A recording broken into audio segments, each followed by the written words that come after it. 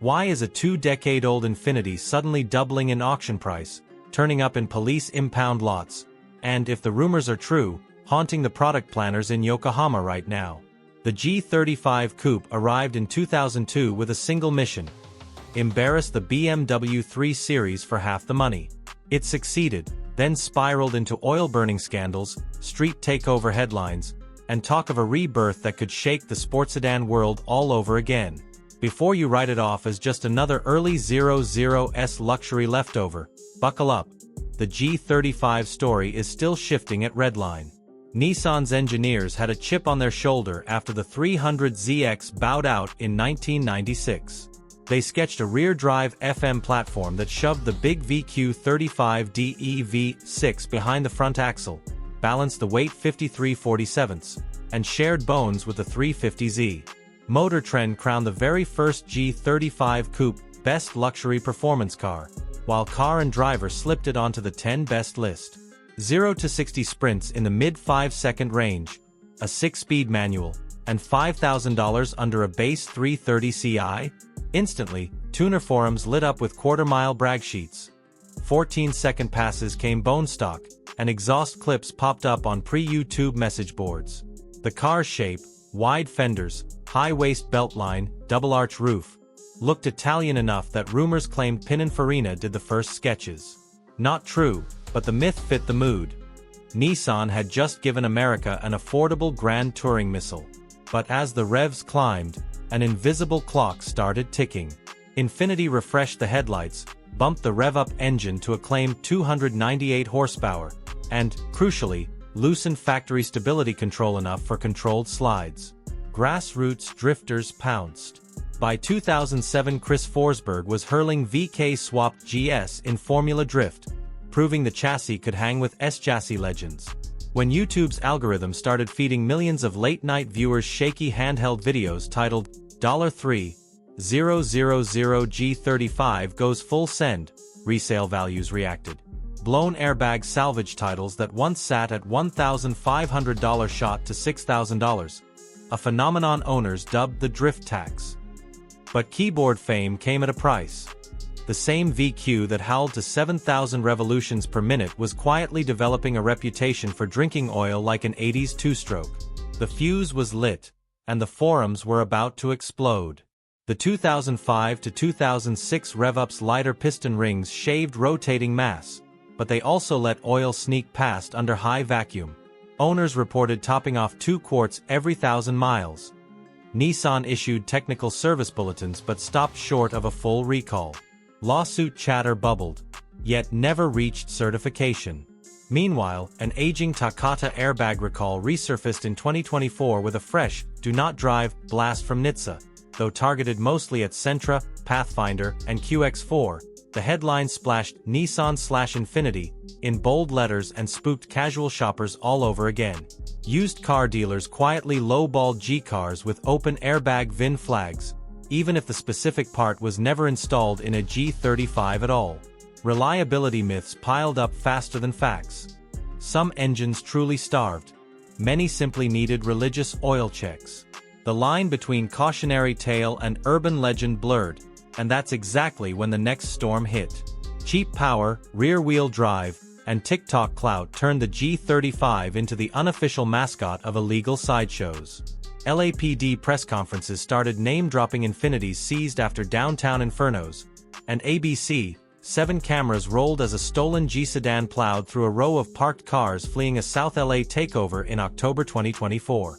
Clip compilations of G35s roasting tires under fireworks racked up tens of millions of views, reinforcing the stereotype even when the culprits were rebadged Nissan sedans. Insurers noticed.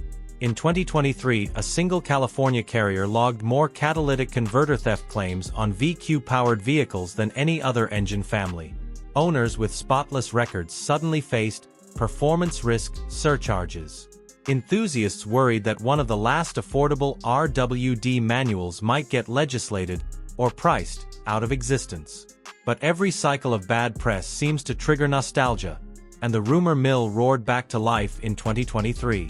When Infiniti unveiled the Vision QE Fastback EV concept in late 2023, Insiders whispered it previewed not just a sedan but a Neo G35 in battery form. Yet North America's cooling EV appetite made the brand pivot.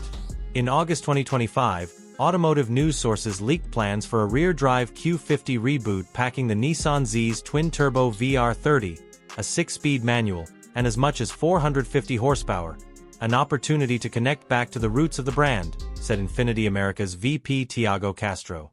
BMW blog ran the headline, could a 450 HP Infiniti cut into 3 Series sales? And the comment section went nuclear.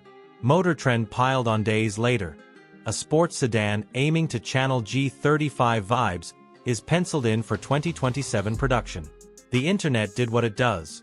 Photoshops, speculative order sheets, even AI-rendered ads circulated within hours, but Infiniti remains silent. No production green light, no cancelled plans either.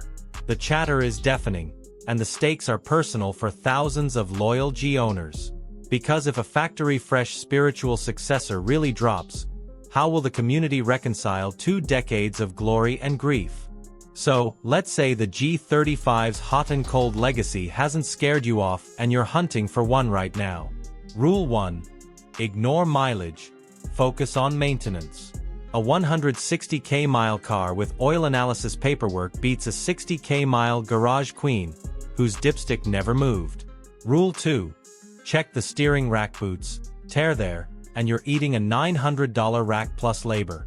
Rule 3. Rev-up cars love to rev but love to sip quartz, so budget for a catch can or switch to thicker oil.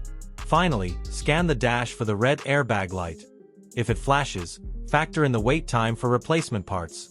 Some owners report back orders stretching 3 months. Nail those 4 checkpoints, and you can still land a crystal clean 6-speed for under 20 grand. A deal that may vanish if Infiniti really revives the nameplate. Ask 10 owners what the G35 represents and you'll get 10 clashing answers. To purists, it's the last naturally aspirated, hydraulically steered, analog sport coupe from a Japanese luxury badge. To stance kids, it's a blank canvas for -8 degrees camber and LED underglow. To law enforcement, it's a usual suspect at midnight skid parties. And to bargain hunters in 2025, it's either a $4,000 automatic beater with a scratched-out VIN, or a $22,000 bring a trailer unicorn with 30,000 original miles and a spotless oil analysis log. The split personality mirrors the lessons the G35 shouts at us. Technology ages, hype mutates, and hardware can't escape human behavior.